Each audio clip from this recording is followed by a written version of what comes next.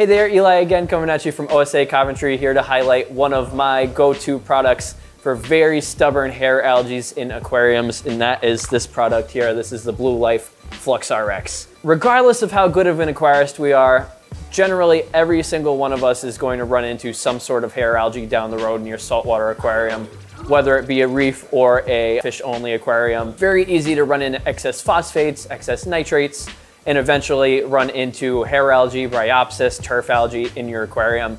And sometimes this is easy enough to just tackle with manual removal and keeping the water as clean as possible. Chemical filtration such as GFO, fuzz out, some of these other things that are going to specifically combat the phosphates in your tank oftentimes are enough to keep these phosphate numbers in check. But if you happen to have a really stubborn case of hair algae, turf algae, bryopsis, any of these types of algae, and your regular phosphate removals are not just enough, this Flux RX is one of the best methods of making sure that you can catch back on top of it and then use your standard methods down the road to make sure that you don't run into this problem again. Personally, in my home aquarium, I have run into cases of very stubborn turf algae, something that is not so easy to brush off of the rocks or remove via siphon. And even in lowering the phosphates, generally it is hardy enough that it's staying in the aquarium. I have found that occasional treatments with Flux RX here is one of the only methods that really keeps me on top of things. And then generally for the next few months down the road, as long as I keep up on adding GFO, phosphate removers to my sump, that I don't run into this problem for a long time. Now, a little bit of a walkthrough on how to use the Flux RX. Dosage directions are on the back of this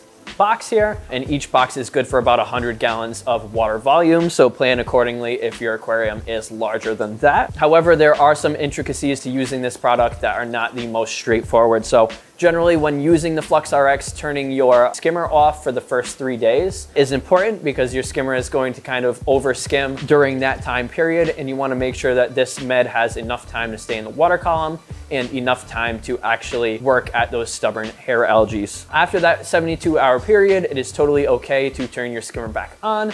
However, just be warned, it is probably going to over skim. You're gonna have very wet skimmate for that first few days as that skimmer catches back up. So after that initial dose is done and after your skimmer is back on, it is important in using this product to avoid doing water changes for the first 2 weeks that this product is in the water. That does seem kind of counterintuitive. It is important for this product to stay in the water column to make sure that it has enough contact time to actually get at the root of these algae and make sure that they are killed in the tank. So if by any chance you do need to perform an emergency water change, retreating your incoming water with a new dose of Flux RX is important to make sure that it finishes the job. Otherwise, you do want to make sure that chemical medias, especially carbon, purigen, and some of your scavenger resins are not in your sump or in your filtration at the time of dosing, as these will actively pull this chemical out of the water column and make it a little harder for it to do its job. So generally the first 10 to 14 days, you're not going to do a water change. You're going to leave carbon out of the filter and let this med run its course. That being said, things like GFO are generally safe to use. And in my opinion, it is very important to use a phosphate remover during this treatment, as once this algae starts to decay, you usually will have a steep increase in your phosphate levels in the aquarium. And you want to make sure that you're keeping up on that so you don't have this positive feedback loop of algae reoccurring down the road. So I would make sure, run some GFO in your filter as you're doing this treatment, keep up on those phosphates, and then after that first 2 weeks, you can do a decent 25% or so water change to remove some of those excess phosphates, to remove the meds, and you should be good to go from that point.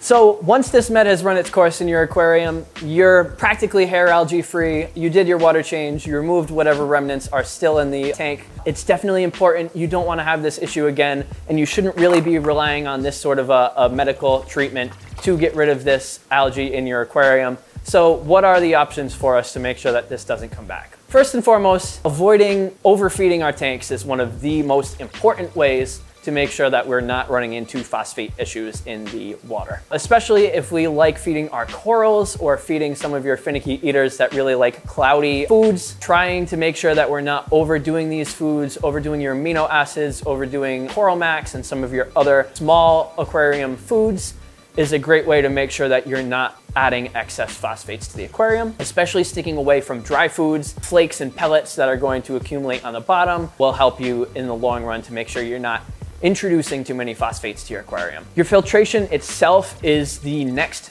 best thing to make sure that these phosphates stay in check. Most importantly, having an appropriate skimmer for your aquarium, something that's appropriately sized and is adequately working, pulling a good skimmate, and keeping your skimmer clean so it's adequately working at all times. Make sure that these phosphates don't get out of hand in your tank. In addition, some of your chemical means of filtration, whether you're going with Fritz Fuzz Out or Max Out, or you're going with Seachem Phosguard, Phosbond, or just a standard GFO in your sump filtration, this is going to help to make sure that as phosphates enter your aquarium, they're actually being pulled from the water column, absorbed into these disposable chemical products, and they're not getting out of hand in your aquarium. Also, very important to make sure that you are testing your water for nitrates, phosphates, and any of your other parameters on a very steady basis, making sure that none of these are getting out of hand. And if you do start to notice that your phosphates are climbing a little bit higher than you want to, invest in a new chemical filtration. Most of these are only gonna last about a month,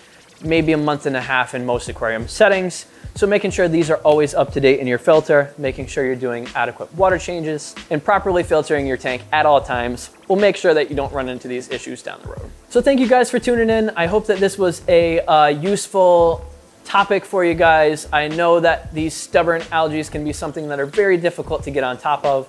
I myself personally have had to do this treatment multiple times in my personal aquarium. It's not something to be ashamed of. It easily just happens, sneaks up on us, life gets in the way. But making sure that you know how to accurately use these products and making sure that you are setting yourself up for long-term success is a great way to make sure that your tank is staying algae-free and beautiful. Thank you guys for watching. Let us know in the comment section below if you have questions, suggestions for future videos, and keep on reefing.